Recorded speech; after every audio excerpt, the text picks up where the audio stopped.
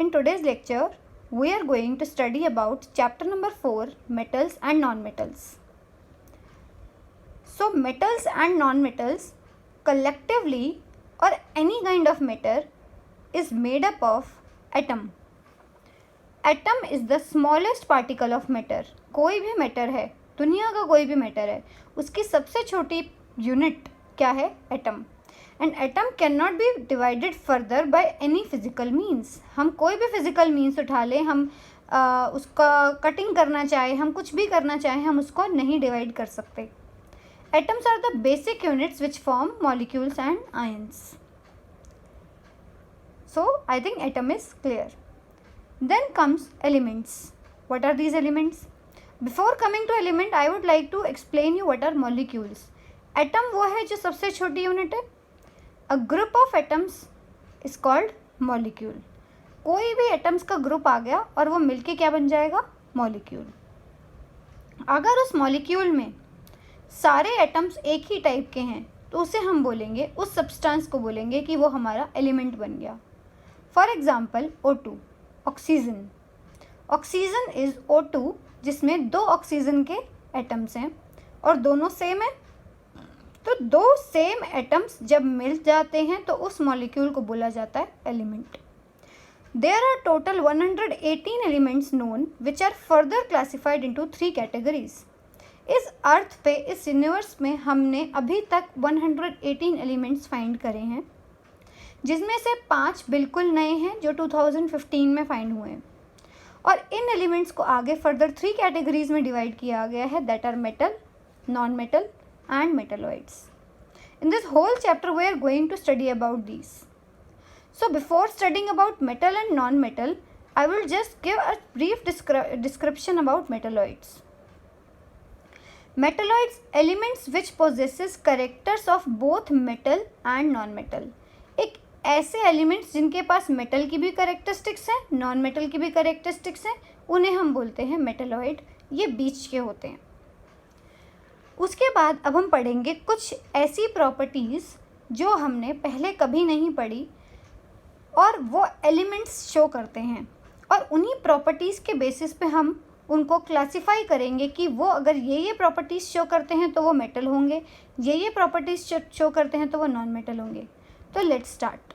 सबसे पहली प्रॉपर्टी आती है कंडक्टर या कंडक्टिविटी की.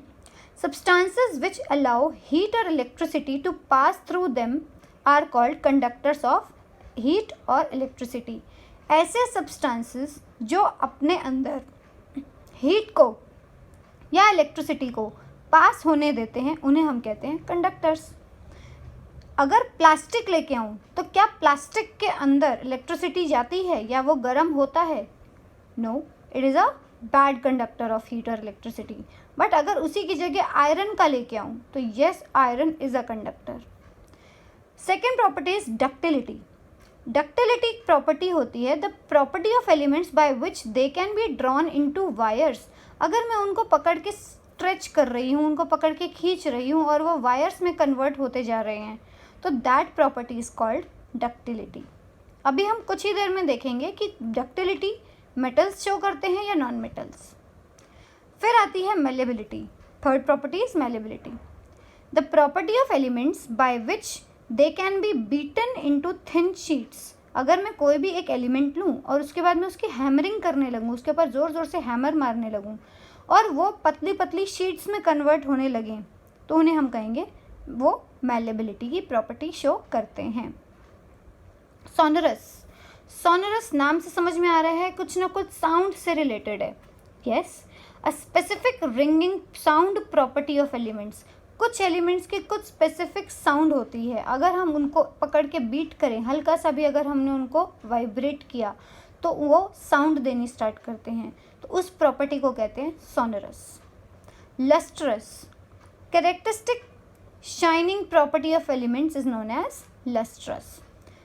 अगर कोई एक ऐसा एलिमेंट है जिसकी अपनी एक पर्टिकुलर शाइन है, वो हमेशा कॉपर कलर का, ब्रॉन्ज कलर का, सिल्वर कलर का, अगर एक पर्टिकुलर कलर में हमेशा शाइन करता है तो हम बोलेंगे कि उसके पास लस्ट्रस प्रॉपर्टी है.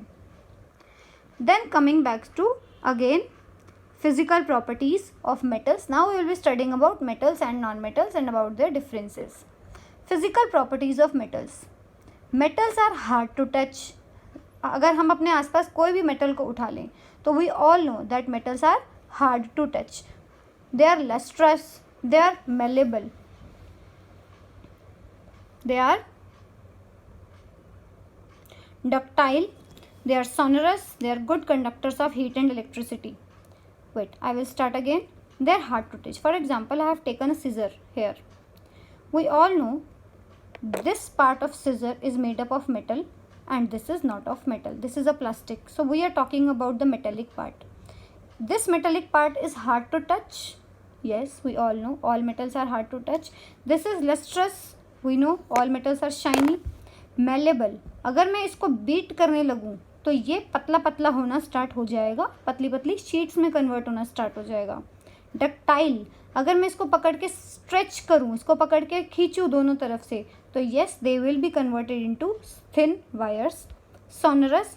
येस, अगर मैं इसके ऊपर एक और मेटल लेके इसको मैं बीट करूँ तो ये भी साउंड प्रोड्यूस करेगा. गुड कंडक्टर होते हैं इलेक्ट्रिसिटी और हीट के. येस, अगर मैं इसके ऊपर अगर हीट करूं तो ये अभी बहुत ज़्यादा गर्म हो जाएगा, इतना गर्म कि मैं इसके ऊपर हाथ भी नहीं लगा पाऊंगी. Metals like sodium and potassium are soft. ये एक्सेप्शन है. अभी हमने बात करी थी कि हार्ड होते हैं सारे मेटल्स लेकिन कुछ सॉफ्ट भी हैं, और वो कौन है? सोडियम और पोटेशियम. और वो इतने सॉफ्ट हैं कि अगर हम उनको एक नॉर्मल नाइफ से भी कट करना चाहें तो वो कट हो जाएंगे. जस्ट लाइक अ केक. जैसे हम केक को नाइफ से कट करते हैं, सिमिलरली हम सोडियम पोटेशियम को भी कट कर सकते हैं, वो इतने सॉफ्ट होते हैं.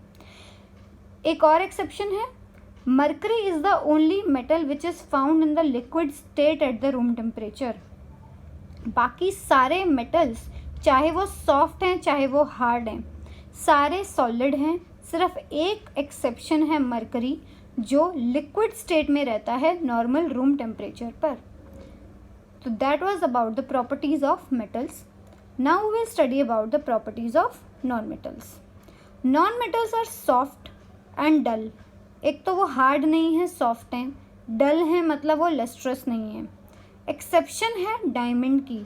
डायमंड शाइन भी करता है और वो सबसे ज़्यादा हार्ड है. इनफैक्ट वो इतना हार्ड है that it is the hardest known substance in the universe known. Then non metals are generally brittle. Brittle होते हैं कि अगर हमने उनको बीट किया, अगर मैंने उनको हैमर किया तो वो शीट्स में नहीं, वो टूट जाएंगे, वो पाउडरी सब्सटेंस में टूट जाएंगे. तो that is called brittle. So that means they are not malleable, they are not ductile, but they are brittle. They are not sonorous. अगर कोई भी नॉन मेटल उठा लूँ और उसके बाद अगर हम उसको बीट करने लगे तो वो साउंड प्रोड्यूस नहीं करेगा. They are poor conductors of heat and electricity. Non-metals heat और electricity के poor conductor होते हैं. Then we will study about the chemical properties of metals and non-metals. First, we will study about the reaction with oxygen.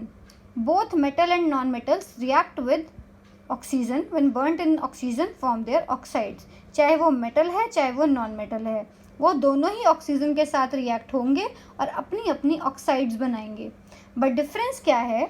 जो metallic oxide होती है वो basic होती है और जो नॉन मेटालिक ऑक्साइड होती है वो एसिडिक होती है.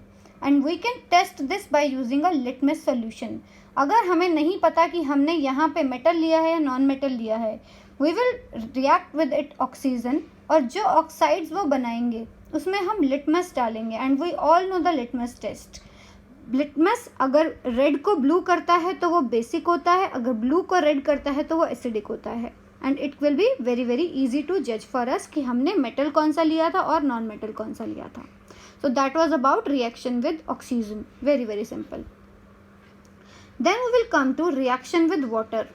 अब हम वाटर के साथ रिएक्शन करवाएंगे.